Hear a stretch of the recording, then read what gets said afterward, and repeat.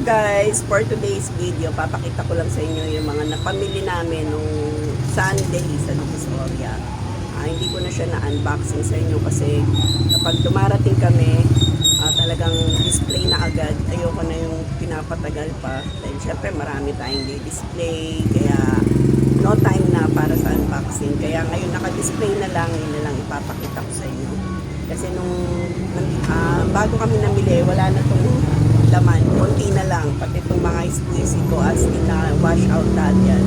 So ngayon, puro mga bago na yung mga ating mga squeezy. Ito kasi yung pinakamabenta ngayon, pinagkakaguluhan ng mga bata. Ito yung mga dumpling, siopaw, malaki siya. Pakita ko yung laman niya sa loob.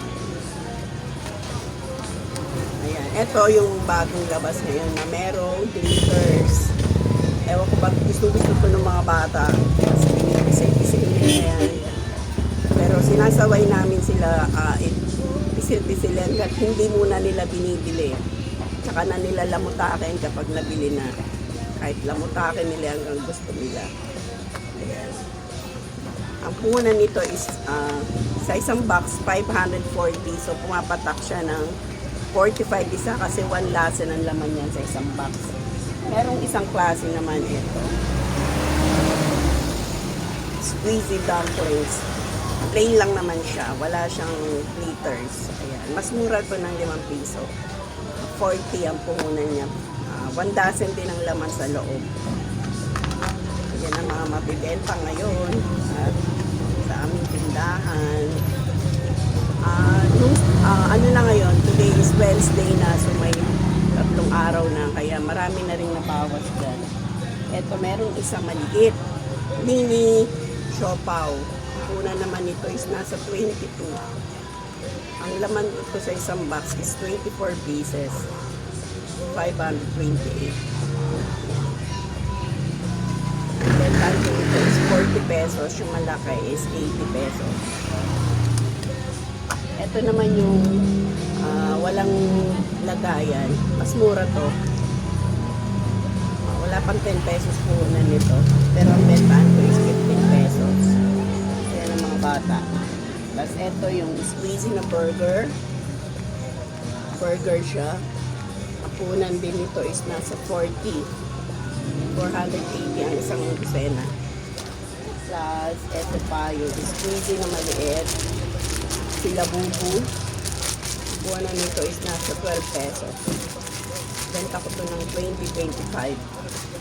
Ito yung mga assorted na squeezy. Sa isang box, assorted na siya.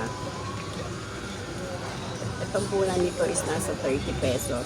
Medyo malaki siya dito. Itong mga maliliit is nasa 22-25. Depende. Meron kasi ng 22, meron sa iba 25. So, bentahan natin is 50 pesos. Yan, mabili yan. Merong Oreo, merong strawberry, merong Romy. So, isang box sari-sari yan. Merong siopaw din. Merong crab.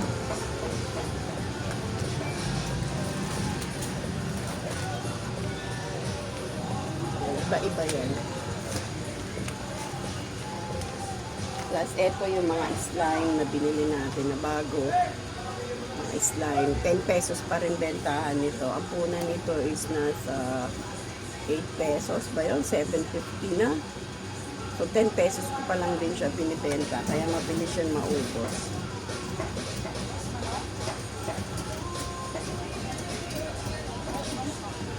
Okay na yung mga 3 pisong tubo at least mabilis. Plus ito yung clay foam. Pang 5 piso isa. Ito malakas sa akin to. Kapag pumipili ako nito nasa 10 balot, 12 balot, ang bentahan ko is 5 pesos isa. Ayan guys, meron din tayong mga malalaking slime. Ayan.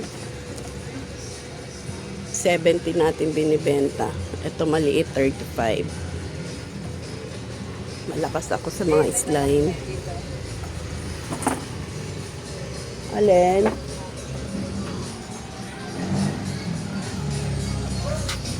Guys, muna ang ating ipapakita. Sa next video natin, i-update ko kayo sa aming tindahan. Itutour namin kayo.